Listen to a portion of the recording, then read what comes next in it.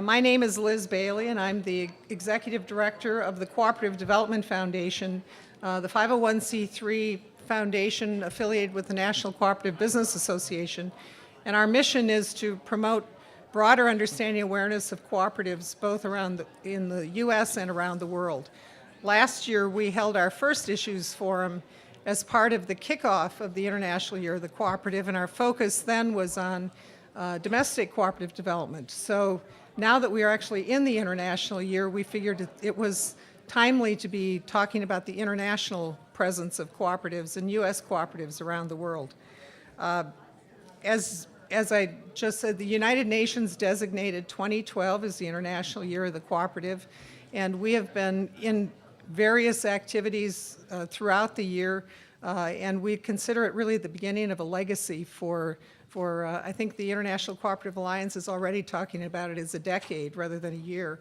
And I think we agree there's so much that we start in 2012 that there's no magical date to end it, that we really hope we can keep it going. We're delighted this year to be partnering with the Overseas Cooperative Development Council, which is an organization of the major U.S. players in the international cooperative development world. And you'll hear more about them later from Paul Hazen, their executive director. And also I'll point out that in the reception that will follow, all of the OCDC member organizations have displays with information about their work and their organizations, so you'll have plenty of opportunity to see that later. We've got an outstanding program today with a lot of good inputs from all perspectives. And without further ado, I'm going to ask Paul Hazen to come up here and introduce our keynote speaker, Dame Pauline Green.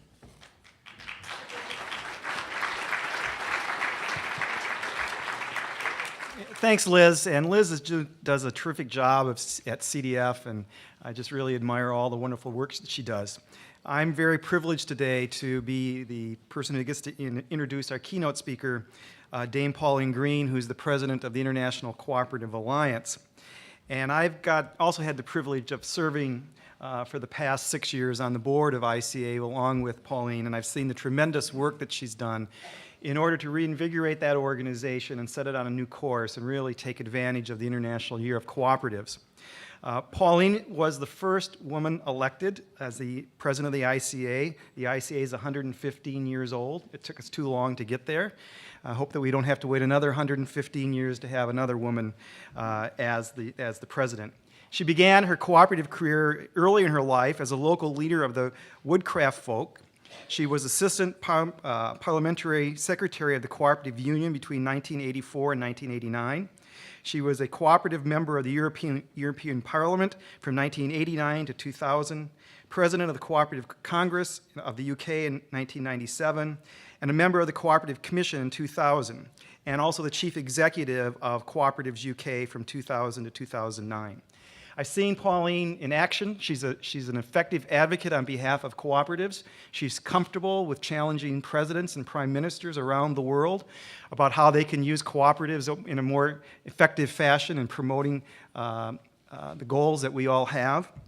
And so we're very lucky to have her leadership at the ICA on the global level. I've asked Pauline today to focus her remarks on international cooperative development, but specifically about food security. The G8 is going to be meeting in Camp David in a few weeks, and food security is on the agenda. And cooperatives have a long historic role in ensuring people have enough money to lift themselves out of poverty in order to feed themselves. And I was just reminded of that. About 10 years ago, I was in Zambia when I worked for NCBA visiting one of the projects there. And we visited a local co-op, and I was able to walk down a road with a farmer. And on the right-hand side of the road was a lush field of corn. And on the other side of the road was a field of corn that was not doing so well. And I asked the farmer, why the difference? He says, well, I'm a member of the cooperative, and I've learned so much about how to farm better, and I've worked with my neighbors in order to get better prices for our inputs and for our exports, that I've been able to really increase my income. And my neighbor across the road refuses to join the co-op. And it was a really powerful example of the power of cooperation. And then he hit me with it. He says, I can feed my family all year round now that I'm a member of the co-op. And for those of us in this room who've never had to worry about having enough food to eat, that was powerful. But then the next one came. He says, now I have enough money to send my children to school so that they're going to have a better life than I had. So and I thought to myself, it's the power of cooperation. It's a dream of people around the world. So the work that the ICA has done, and many of the OCDC members have done over the years in promoting food security, is something that we want recognized by leaders around the world. And Pauline is going to be out there fighting for us on a regular daily basis to make sure that policymakers in this country and around the world take cooperatives as a powerful force in promoting and lifting people out of poverty. So it's now my great pleasure to introduce Pauline Green, Dame Pauline Green, President of the International Cooperative Alliance.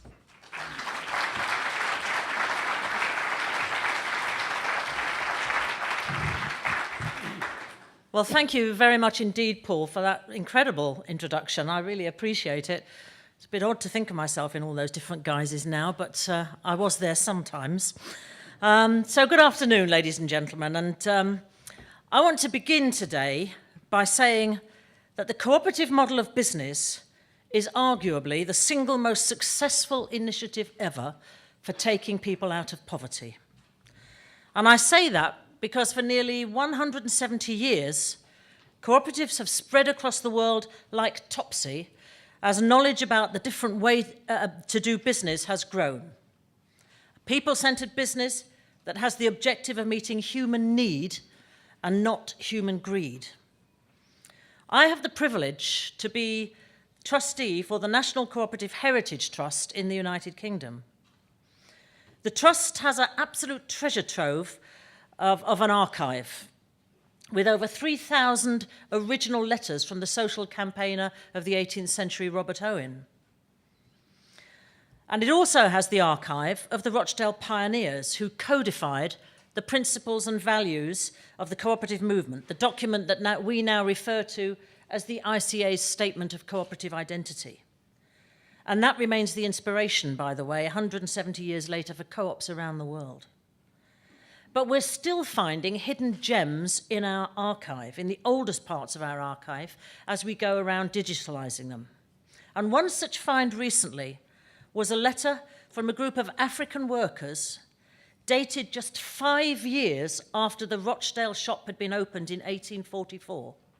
5 years. That's incredible that long ago. It took just 5 years for this information to spread down to a group of African workers. And they were actually wanting to know how to set up their own cooperative for the betterment of their people. And they'd written to the Rochdale pioneers in England about that. The Rochdale model is one strand of this great movement, the other being the Raiffeisen model, developed in Germany by Friedrich Raiffeisen, shortly after Rochdale, and which sits at the heart of the credit union movement. And together, Rochdale and Raiffeisen have built this worldwide cooperative movement from a shared, people-centered, member-owned, democratic business perspective. And what was it that lay at the core of the motivation of the Rochdale pioneers? We know it today as food security. For the pioneers, it was the need to ensure that their fellow mill workers could buy clean, unadulterated food at fair prices to stave off illness and early deaths for their children and other members of their family. And how is that different from the cooperative network of roadside shacks that populate many Indian towns today and provide cheap, stable foodstuffs for the poorest families? And it's no coincidence that when I met with the Deputy Premier of China, he told me that the 25-year objective of the Chinese government, all of those of you who know anything about government, 25-year objective. In Western countries, we struggle with 2 years before the next election. So the next 25-year objective of the Chinese government was to drive down the wealth that's now very visible in the Chinese city. And here's the next statistic, to the 600 million rural poor in the countryside all across China. And he saw the cooperative movement as playing a crucial role in that transformation. And since then, they've been researching Western consumer co-ops to decide the way forward. Food security is a part of our mission. It's baked hard into our DNA. And that's why I'm so pleased to be here with you today to celebrate the long-standing efforts of US cooperatives to address the most pressing needs of poor and low-income people in developing countries. Cooperatives are values-based businesses. Among these values is concern for community and cooperation amongst cooperatives. And the members of the Overseas Cooperative Development Council demonstrate these values. Together, they are committed to building a more prosperous world by increasing the income and the wealth of billions of people around the world. Community economic development, food security, democracy, and gender equality are all hallmarks of cooperatives. And the United Nations estimate that over half the world's population is serviced in one way or another every day by a cooperative. Those are amazing figures, I think. Cooperatives are also, of course, some of the largest businesses in the world, and amongst policymakers, there's sometimes a tendency to regard us as some sort of small, little sort of niche business over there in the corner. But in fact, one of the functions of the International Cooperative Alliance for the last 4 or 5 years has been to draw up a list of the largest 300 cooperatives in the world. And we've done that because we know it's the way in which political commentators, politicians, and people in the economy actually understand the size and the presence of a business. It's by looking at where are the largest businesses.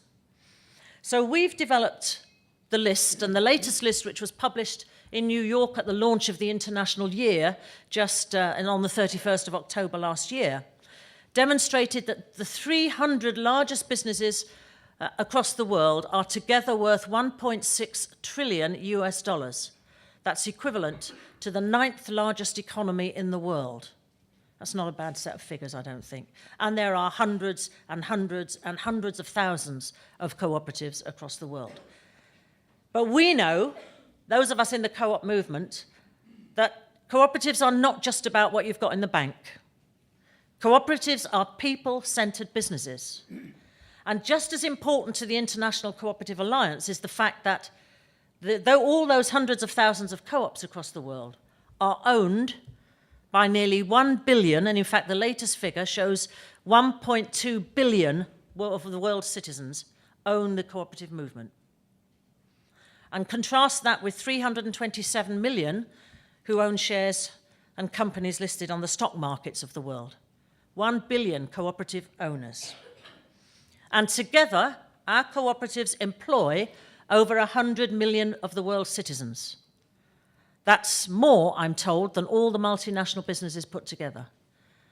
So those of you involved in the cooperative movement in this room are part of that one great big cooperative family, and it's my very great pleasure to bring you the greetings of the ICA, but also of the rest of the 1.2 billion around the world whom we represent. Today, it's in the developing world that cooperatives have their greatest impact, with the potential to lift billions of people out of poverty. Cooperatives are a sustainable solution that creates stable business environment and can produce stable governments. And all this is accomplished not through international development, but through international cooperative development. The members of OCDC demonstrate that cooperative enterprises help to reduce poverty, generate employment, and bring about social integration. And that's critically important, actually. Cooperatives have been building civil society around the world for 170 years. And we should take pride in the fact that around the world we have that very clear and strong mission. They build democracy, they strengthen communities. The enduring nature of many of the OCDC projects demonstrates the sustainability of cooperative enterprise. For example, in 1953, at the request of the then Indian Prime Minister Nehru, the National Cooperative Business Association organised and strengthened the Amul Indian Dairy Cooperative and the Indian Farming and Fertiliser Cooperative. And these are now two of the world's largest and most successful agricultural cooperatives in the world. And the International Cooperative Alliance works very well with them.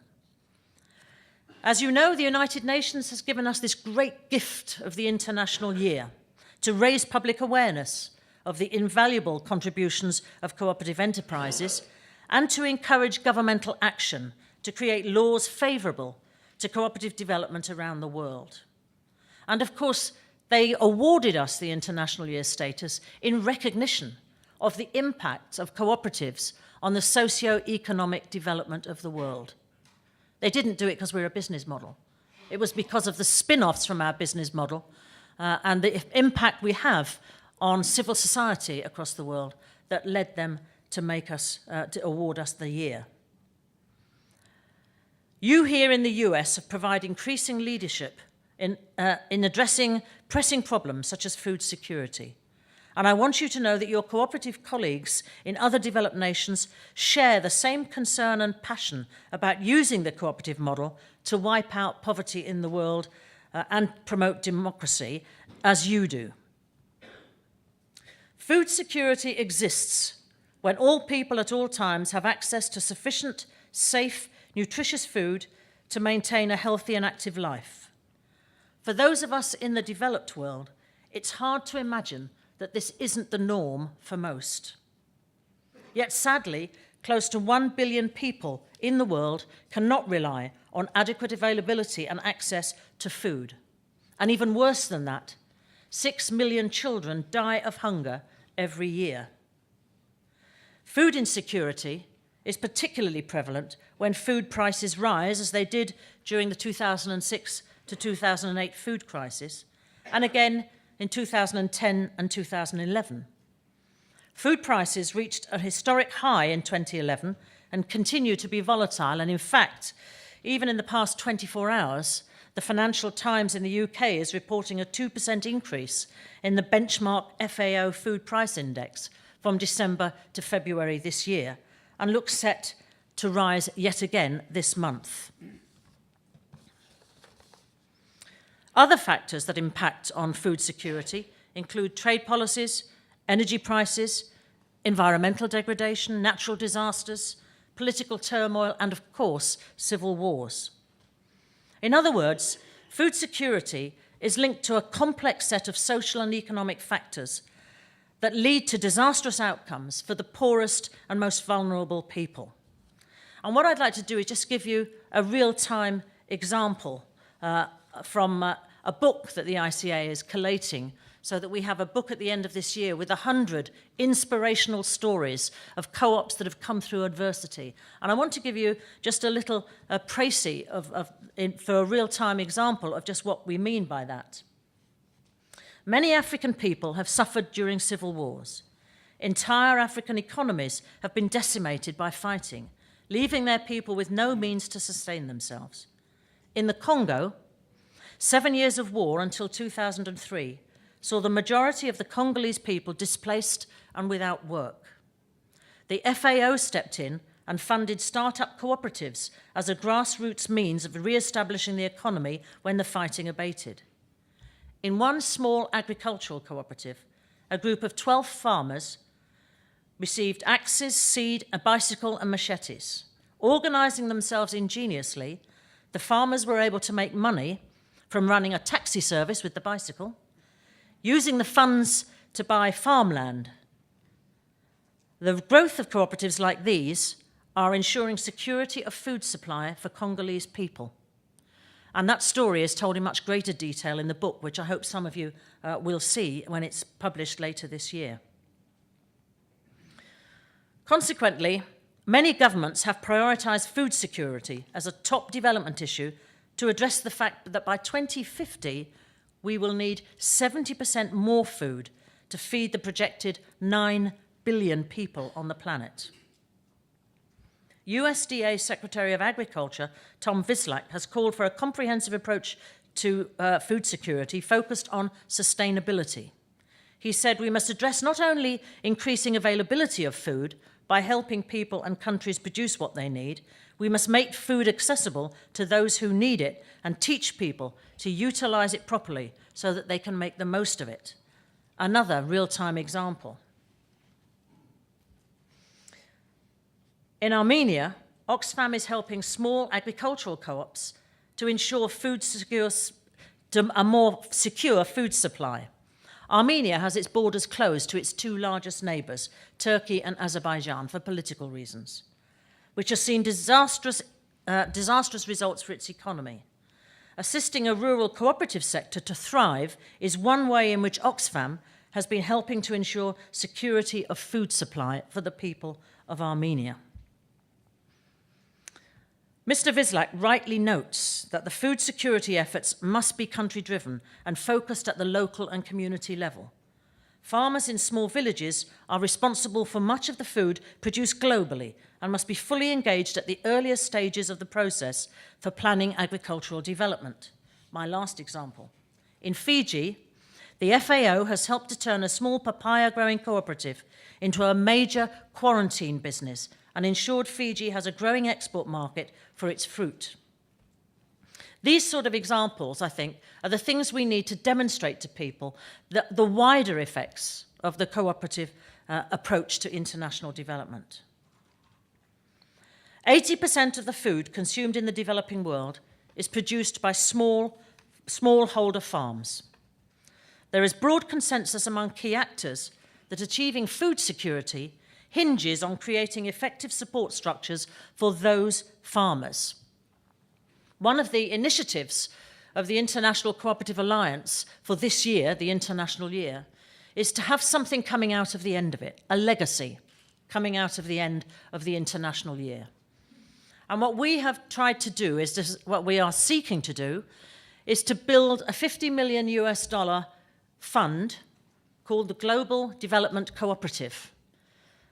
And we're trying to raise $50 million from our largest 300 businesses, and you've heard how large they are. If it all paid us $250,000, we'd have $75 million. They haven't, as I said earlier, they haven't done that yet, but we're still working on them. But the aim is to try and support just those small farmers, because our research has proved that the fastest way to take people out of poverty is not necessarily to set up lots and lots of new co-ops. Of course, there's a role for that.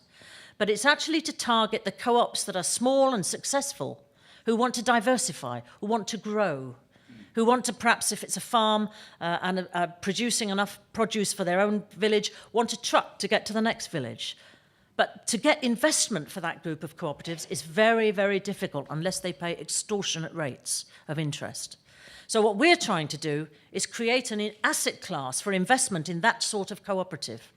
And we are asking our members to give us the investment for 7 years with no return as their contribution to the International Year. And these guys with multi-billion-pound cooperatives, they can probably afford $250,000 just sitting on their balance sheet, but with no interest for 7 years. What's the interest on that at the moment? Probably no more than about $7,000 anyway. So we've got it all worked out, and it's very cheap. But it would do so much good. And that's the point. It would do so much good. Because what we can do then is lend at nil or low interest rates and create a history of this group of cooperatives to be able to repay their loans. And then we might be able to get the philanthropic foundations and commercial investors to invest in the fund and perhaps get a return from some of the co-ops. So you can see the narrative, where we need to go, how we're going to help to drive these cooperatives and make them successful. Allow people to take themselves out of poverty, to do for themselves and not to be done to. That's the important issue. So where did I get to in my notes? So after, according to the Global Forum on Local Development, investments which support the establishment and operation of farmer and producer cooperatives have demonstrated success in improving food security and can help to address the imbalance between smallholder farmers and other stakeholders in the value chain. Cooperatives or producer associations can facilitate the exchange of market information, improve access to credit and technology, or enhance water management and logistics. Ultimately, having increased rural incomes through improved production, access to markets, and greater access to food at the local levels builds resilience of poor families and communities and makes them less vulnerable to external impacts. So cooperatives strengthen the bargaining power and livelihoods of small farmers who are less vulnerable to price fluctuations through working together, as Paul indicated in his example in Zambia, I thought so eloquently just now. And nowhere is that perhaps better demonstrated than in the fair trade co-ops that are now burgeoning across the developing world. And I'm very proud that actually the first cooperative consumer organisation to mainstream fair trade in their own price, in their own branded goods, was the Cooperative Group in the United Kingdom. And throughout the financial crisis and the recession in the UK, even so, our sales of fair trade produce are still rising, which I think is an amazing statistic and demonstrates that people are growing in their awareness of what fair trade means. It means allowing the farmer to have an income all year round. It means allowing him to do exactly those things that Paul spoke about. And cooperative to cooperative, selling their product from a cooperative, a fair trade, organic maybe, cooperative producer in Africa to a big consumer cooperative in the UK, that's the way that we can really bring added value and business synergies to our model of business. Cooperatives also support access to credit, insurance and other goods and services and set themselves apart from other businesses by focusing on the needs of their members, for example, by providing healthcare, education, training and other social programs that their communities desperately need. Cooperatives from the UK, Sweden, Canada, the United States, Norway, Japan and many other countries are working around the world to combat food insecurity and fight poverty. The United States is making an investment in food security, and members of OCDC are now engaged in multi-year projects in Ethiopia, Kenya, Liberia, Mozambique, Rwanda, Senegal, Tanzania, Uganda and Zimbabwe. You see some of the poorest countries in the world. In these projects, the members of OCDC are committed to developing cooperatives in order to secure a more sustainable solution for these nations. Most of these projects are multi-layered and have added foci such as gender. For example, ACDI VOCA is strengthening cooperatives in Mali to increase food security and economic growth through its technical volunteer program. Land O'Lakes is helping rural dairy farm-owned cooperatives across Kenya to increase their household incomes and to enhance food security, while addressing issues of gender equity and environmental sustainability. All these broader issues are part of the cooperative DNA. In a world where food insecurity threatens to increase in the coming decades, cooperatives are an important part of the solution. In this International Year of Cooperatives, we can celebrate not only the successes of the past in improving communities and economies around the world, but the role that we in the cooperative sector will play to combat enduring challenges of food insecurity, climate change, and dwindling natural resources. The Food and Agricultural Organization of the United Nations, the FAO, recognizes the role that cooperatives can play in ending hunger in the world. The official theme of World Food Day 2012, to be held in October the 16th this year, is Agricultural Cooperatives, Key to Feeding the World. And it's been chosen to highlight the role of cooperatives in improving food security and contributing to the eradication of hunger. Personally, I'm very much heartened by the priority being given to the impact of cooperatives on food security by the new head of the FAO, Graciano da Silva from Brazil, who's really coming out and being a great spokesman for the impact that cooperatives are having in agricultural terms on food security.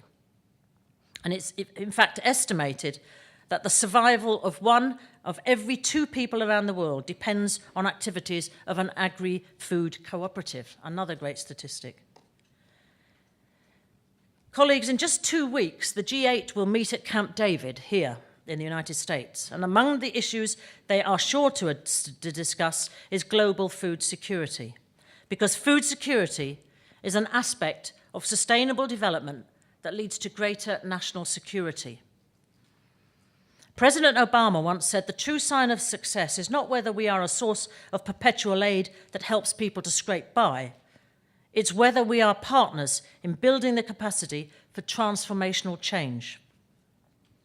In this International Year of the Cooperative, it's time global decision makers acknowledge the role that cooperatives are playing today in fighting food insecurity, helping people to lift themselves out of poverty with dignity.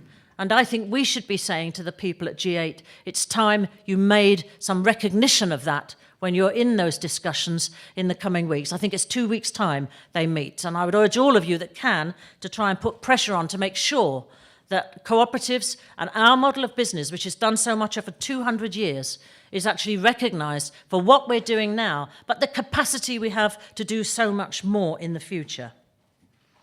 Cooperatives are value-based businesses that offer a sustainable solution to many of the world's most pressing needs at this moment, from food security to gender equality to climate challenge.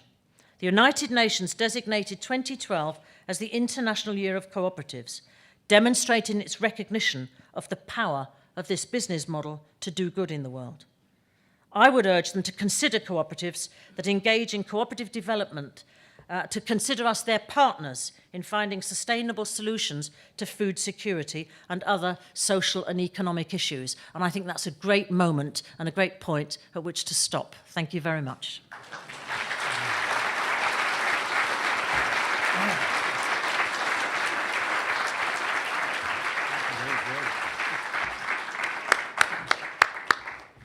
I hate to have her stop. Can you stay around for 2 weeks and help when it's time for the G8? Now we have a panel discussion which adds another dimension to this, which is a wonderful tribute to both the work that's being done by U.S. cooperatives, but also the beneficiaries on the other side of our pond or various ponds.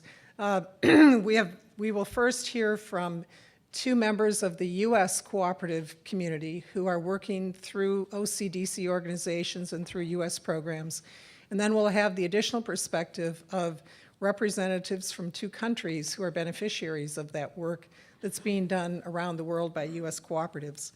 At this point, I'd like to ask the panel members to assemble up here, and I'll do a little bit of housekeeping as they're getting ready. Come and take your pre-assigned places, or our audio technical team will have our heads. One bit of housekeeping detail while they're doing that.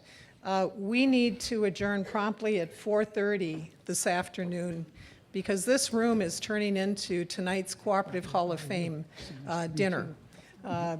It'll transform from a classroom setting to a banquet for tonight. They've already done some work. You can see the banners are hanging for the Hall of Fame tonight. And I'll point out in conjunction with Pauline's comment about IFCO and its relationship with the international cooperative community, one of our banquet sponsors this year is IFCO, based upon the long-standing relationship with NCBA and CLUSA doing its work overseas. And 2 members of our Hall of Fame were inducted for the work they did through that. Ali Felder, who is still with us, we wanted him to be here. He wasn't able to come. 91, I believe, is his age, and he's still going through his files to find everything he can about IFCO for us. And also Stan Dreyer, who was president of NCBA at that time and was instrumental in that development too. So there's a long bond with that cooperative, and we're proud to have them as sponsors this year. So we will adjourn the panel promptly at 4:30, but I encourage you, the reception is intended to allow you to take the conversation down the hall. We'll have the displays from all of the OCDC member organizations there, and we'll be able to keep the conversation going until the Hall of Fame at 7 o'clock. We will have a panel of distinguished folks. Our moderator will lead the conversation too, and what I'd like to do right now, at each of your places, you received short bios on all of the speakers. We're not going to take the time to introduce everyone again with a long bio. I'll just introduce the overall panel to you, and then we'll get right into it. First, we have Mr. Dennis Hill, Executive Vice President and General Manager of the North Dakota Association of Rural Electric Cooperatives. He'll bring the perspective of a U.S.-based organization that engages in international cooperative development work through its collaboration with NRECA, the National Rural Electrical Association, and its involvement in infrastructure work around the world. And I'm just noticing, I think you belong over there. I think you two need to change places. Am I correct? He took my place. Musical chairs. Next, we'll hear from Claudia Varstead, Vice President of the National Farmers Union and a volunteer in the USAID Farmer to Farmer program. She'll provide perspective how involvement in the voluntary exchange programs not only adds value to the individual doing the exchange, but to the organizations that are part of their work. Then we are honored to have the Honorable Lena Jabi Kilimo. I hope I got that correct. Yes, great. She's the Assistant Minister of Cooperative Development and Marketing from Kenya. And Kenya is one of the countries where I think the most number of OCDC member organizations have been working and have current projects. So we're delighted she's come from Kenya to be part of this and to provide perspective. And then we have Mr. Benjamin Carnegie, excuse me, economic counselor with the Indonesian Embassy here in Washington. And he'll speak about the impact of the U.S. cooperative development organizations that have been working in Indonesia. Thank you all for being part of this discussion. Our moderator today is Mr. Gordon Lindquist, who we're delighted to have, both because of his grounding in the international development world, but also for his membership in the Cooperative Hall of Fame. Over 20 years ago, almost 20 years ago, I won't make you older than you. Almost 20 years ago, he was inducted in the Cooperative Hall of Fame for his leadership in 3 distinct areas: the work in the U.S. mutual insurance community, his leadership in the cross-sector U.S. cooperative community, and for the international development and cooperative development community, where he has also worked extensively. He's added many additional accomplishments since then, including service that he's just completed on the board as chair of the board of CHF International, another one of the OCDC member organizations. Now, with that, I'd like to introduce Mr. Lindquist to make some opening remarks to frame the discussion, followed by opening remarks from each panel member. We've asked them each to make about 10 minutes of comments with their perspective. We will ask for all of them to make their remarks and then open it to conversation and discussion between the panel members, but also with the audience. We have microphones at each end for you to bring your questions, and we hope it'll be a terrific conversation. Gordon, it's yours. Oh, thank you, Liz.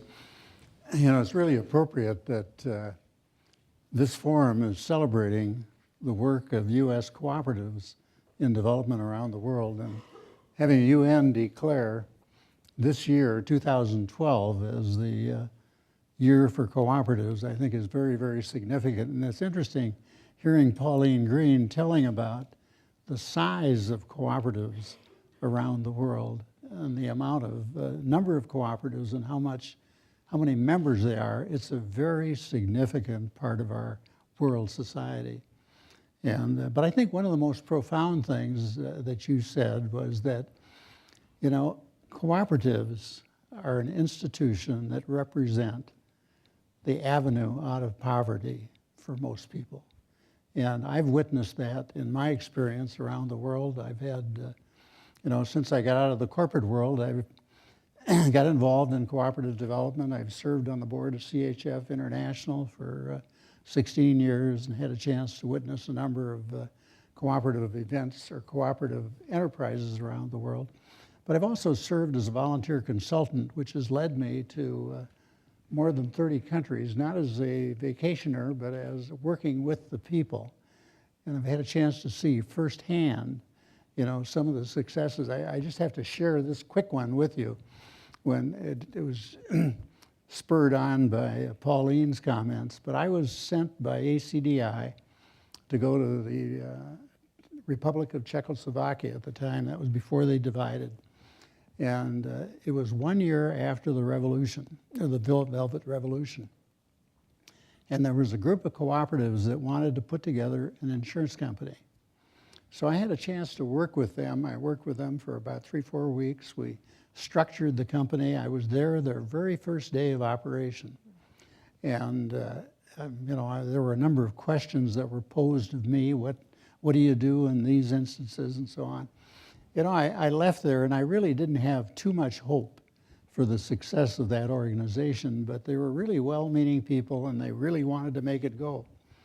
5 years ago, I was in Romania and I knew that I could go back through Prague, and so I got in touch with, at that time, the chairman of the board, Vladimir Maras.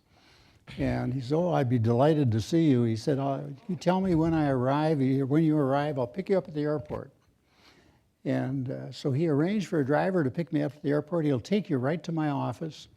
And so we drove up in front of this huge building. And I asked the driver, I said, is your offices located in this building? Yes, he said, this is our building. In fact, the building across the street is our building.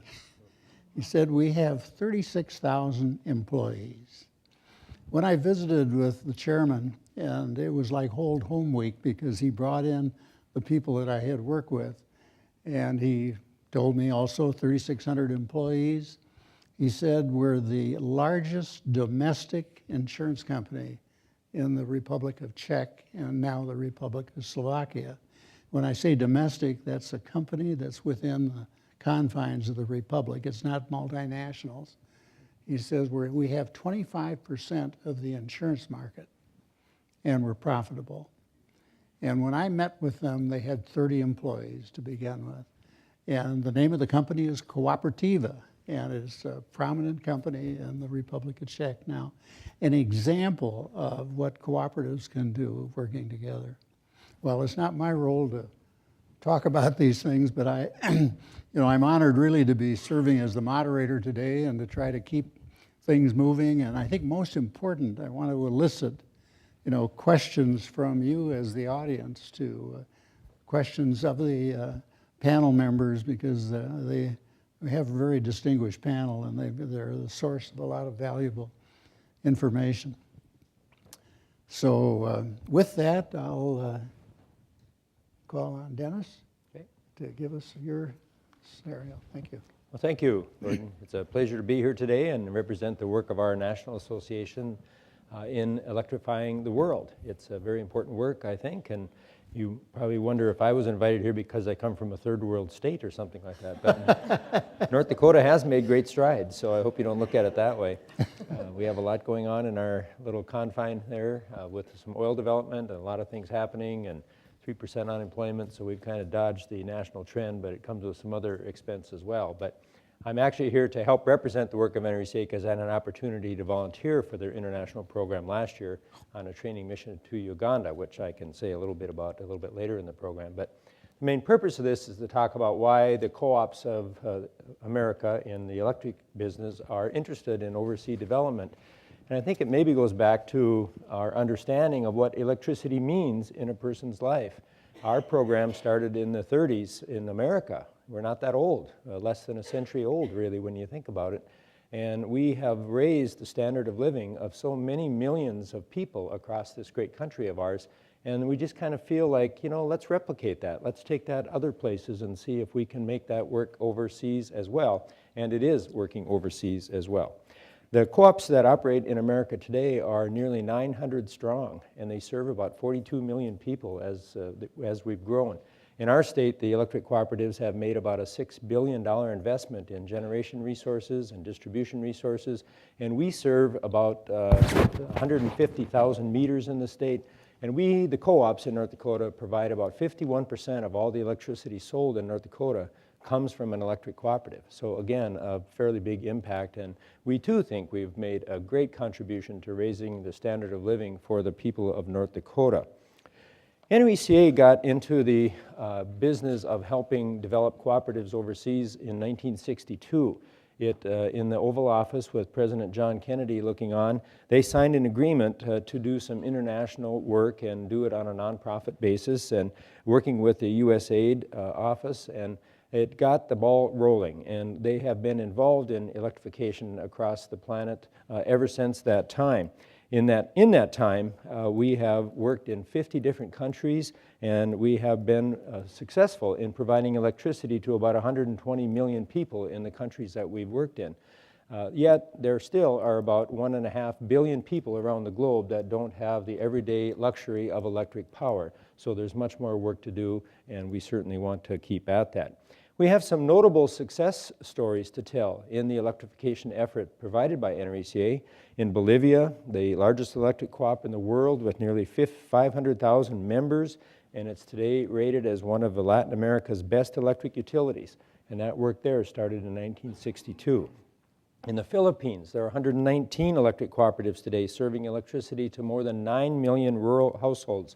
And that work started in 1968, so a very, very good success story there. In Costa Rica, the electric cooperatives serve about a quarter of the state's, the service area of the country, and they've made investments of over 70 megawatts in renewable energy power facilities as well. That work started in 1963. In Bangladesh, there are 70 electric societies that now operate, and they serve nearly 9 million people, and that work was started in 1976. And besides these stories, there's very successful work that's gone on in Haiti. There's work that we've done in Afghanistan, the Dominican Republic, Guatemala, Pakistan, the Philippines, South Sudan, Uganda, and Haiti. I guess I did mention Haiti.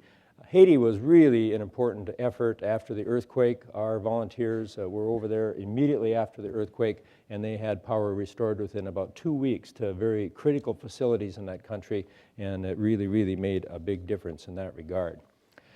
NRECA partners to make all this happen, and one of the partners that they have is the foundation. They have started a foundation that is responsible for raising money and coordinating all these volunteers that are working across the globe to make this happen. The foundation has really grown in size and scope. It was started in 1985, and since that time has raised millions of dollars of cash and has coordinated hours and hours upon end of in-kind contributions from volunteers like myself. Looking at those statistics, 330 cooperatives were donating to the Heritage or the Foundation in 2011, and there was only 110 that were donating in 2005. I think what we're seeing across the country and across this program is that people have come to really understand the significance of this work and the success rate of this work. It seems like when we start working with a country, it goes well.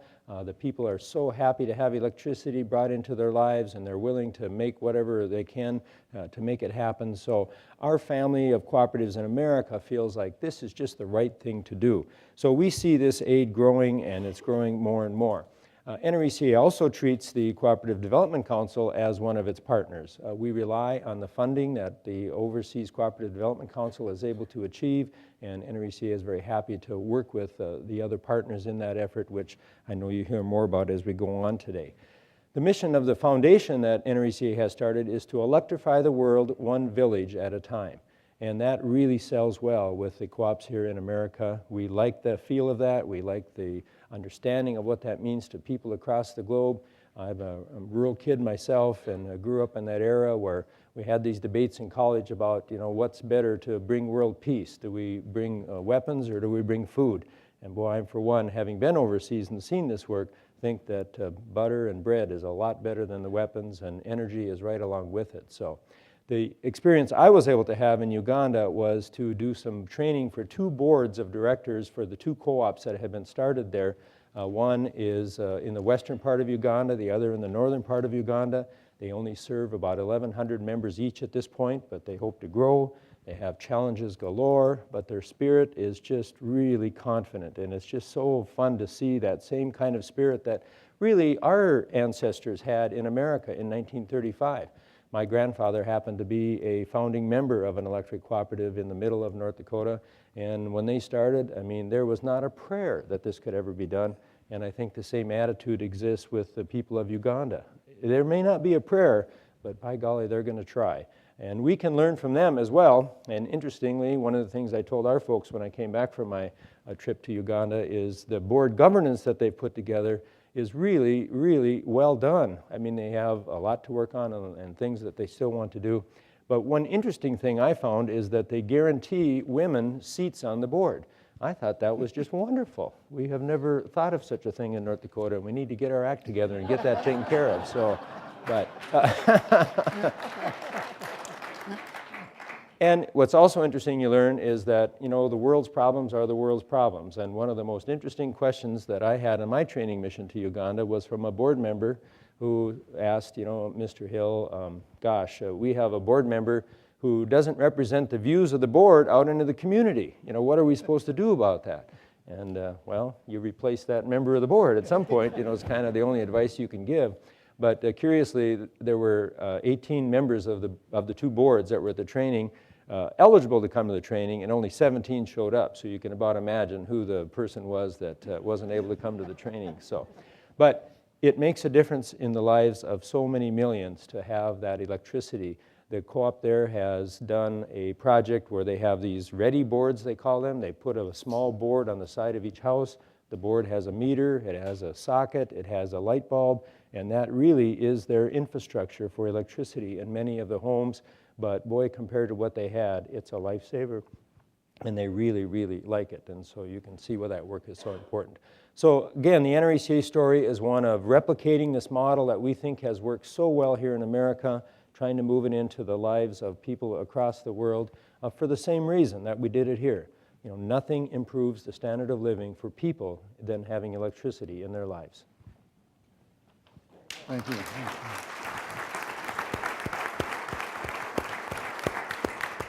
Well, we'll have questions for you later. Claudia, I'm going to turn to you. Okay. Thank you very much. Honored to be here, honored to hear these stories, success with electricity. I'm from South Dakota, and I try to hold back on congratulating anybody from North Dakota. We like to think of ourselves as the upper Dakota. Well, it's just a great story, and obviously you're so committed personally. It's a really great story, and I have an insurance background, so on my left here I have to congratulate my friend from the insurance world on what a wonderful story of success in Czechoslovakia with insurance and on a cooperative basis. My story today is about National Farmers Union's farmer-to-farmer experience. And I would like to think that as we engage more of our farmers, more of our members in travel and experiences in cultures and places they're not familiar with, that somewhere in those discussions that occur overseas, there's another good electricity story that blossoms and takes root, and there's another good insurance-like story and idea through discussion and sharing that happen. I went to Senegal in 2011, just a year and a half ago or so, with two colleagues of mine. We were able to be there just a few short days, 10 days, and was very, very impressed with the country of Senegal. The conditions there are promising, absolutely, and yet there's a long way to go. I love the story, the suggestion that cooperatives are the route out of poverty. And I also really like, Pauline, your call for capital contribution, not necessarily to form new ventures, but rather to make more of the ones that already existed. In those few days that we were there, we saw a healthy sprinkling of cooperatives really everywhere, and grave struggling occurring almost at every time we stopped. And often at the level that was the matter of family health or not, certainly nutrition quality or not. We saw it in the fishing villages, we saw it out in the country, we saw it in the markets, we saw it in the restaurants, as folks were trying to improve their lives. Senegal is an interesting country. It's on the west coast of Africa, really, because it is on the west coast, was the launching ground for all the slave trade that went to the Caribbean and to the U.S., and that is simply a sobering experience to be there. And I think that's a part of the farmer-to-farmer exchange. It's just better to understand how we are all connected. One of the colleagues that we were with actually comes from a family that owned slaves in the U.S., and if you don't think that's a little bit sobering, to stand there and know that your family was also a part of that story. As in many cases, the folks in Senegal are very much involved in agriculture, and so it was a very good experience for us, for National Farmers Union. 77% of the workforce is involved in subsistence agriculture or cash crops, so very directly involved. I really went there not just for a wonderful experience, which I'd probably welcome at any point in my life to just experience another part of the world, but really went there to see if it was a good fit, if the farmer-to-farmer program that was being offered through NCBA was really useful for National Farmers Union. When I went, we had sent one farmer, happened to be the president of Kansas Farmers Union there, and I went a few months later, and with a specific purpose really of evaluating whether or not the program offered was safe for our folks, if it was a good fit. We didn't want dairy farmers being sent to vegetable farming necessarily. If it was well run, if it was organized, was it worth our time? That really is our contribution, and it's just thumbs up entirely. It was a great experience, and I'm happy to report that now this summer we will be sending our 8th farmer, a new country. Most of these have gone to Senegal. We'll be sending someone to Zambia for the first time. We, as an organization of National Farmers Union, we've been around for 110 years, and we've been involved in global agricultural concerns and issues for almost all of that time. This is not a new idea, really, to have farmer-to-farmer exchanges or to prepare our members to be able to be good spokesmen on the world stage. And as I was researching our history on this topic, I discovered that in 1917, we were sending some of our own members to cooperatives around the globe to see how to form cooperatives ourselves. In 1945, we were inviting Chinese students to our agricultural camps.